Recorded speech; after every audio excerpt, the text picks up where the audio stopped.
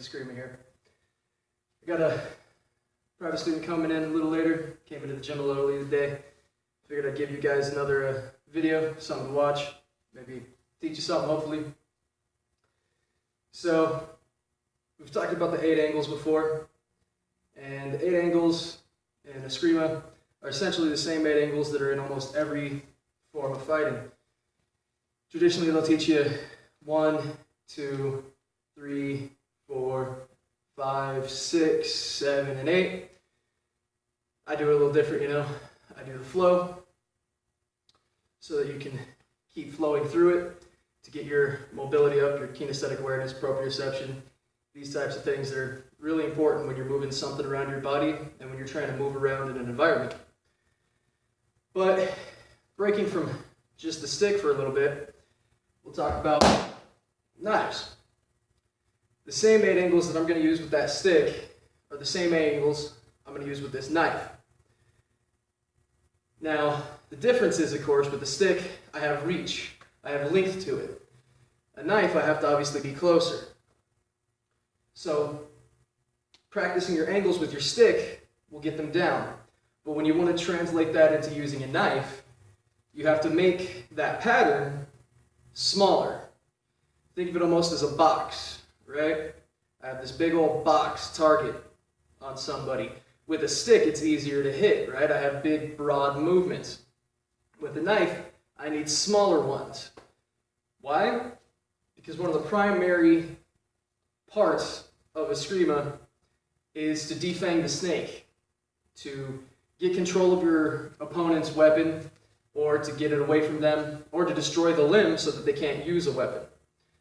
Well, a knife is a great way to do that, especially if they have a knife as well. Knife against stick, I wouldn't necessarily recommend. It's a little more difficult. They have the reach advantage.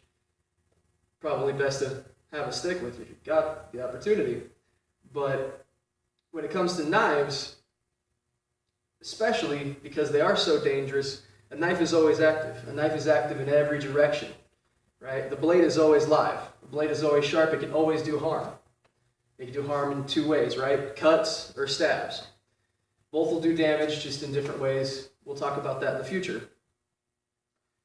But when I have a knife to a knife, I need to get that away from them. One of the easiest ways, of course, without reaching out, because I don't want to get this cut if I don't have to. That's why in a real situation, I rip this shirt off and wrap it around this arm so I have protection, right? So I don't get too cut up. I have a shield, basically. So when you go knife to knife, to get that blade away, I need to make small movements. I need to try and hit their arms. I need to try and stab their hands, their arms, their forearms, cut the knuckles, cut the wrist. So I have to work my same 8 angles into a small little fashion. The smaller, the better. Now when I practice, I can practice doing these big, broad motions to get that muscle memory built up. But when it really comes down to it, I need to have it small and powerful. I need to be quick, agile, and fast.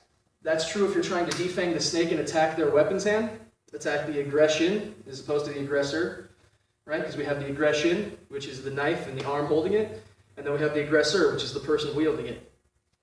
So my first thing I want to do is attack the aggression, attack their knife, their arm, their weapon, and get that away from them.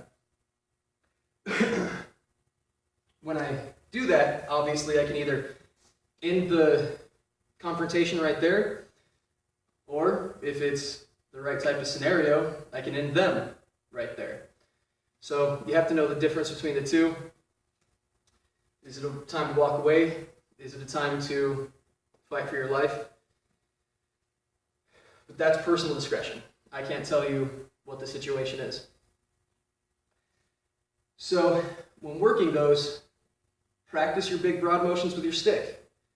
Then get something small, a smaller target. Maybe have a partner practice with you, Have a partner stand here and have you work, moving their arms around, moving them, attacking the eyes. Always get your other hand involved. When you're using a single stick or you're using a knife, don't be afraid to let this hand do some work. Blind them, attack the throat, block their hands, do something. Get both your hands involved. If you're fighting one-handed, you're fighting 50% of your game. So always work on your angles, you're defanging the snake, and getting your movement going. Don't be a stationary target. Always keep moving and flowing. Get distance, get close, whatever the situation calls for. And then, basically, practice. Practice, practice, practice. You don't need a partner to practice. You can practice by yourself. If you have something like a punching bag or a dummy, even better, you can stand in a mirror and you can practice. Practice my small movements, my swooping motions, right? My stabs. I have 9 stabs for my 8 angles. 9th is right in the middle, right? So I got to practice these motions, Stab here, here, here, here. Oh. Practice all of my movements and make them small.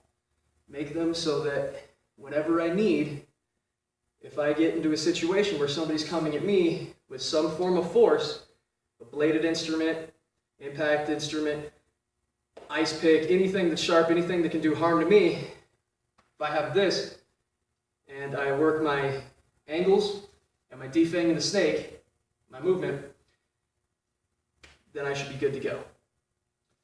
So that's it for this one. Just want to talk a little bit about defanging the snake and working with the knife, making sure you keep your movements small and powerful, crisp, keep it pretty, and I'll catch you on the next one, guys.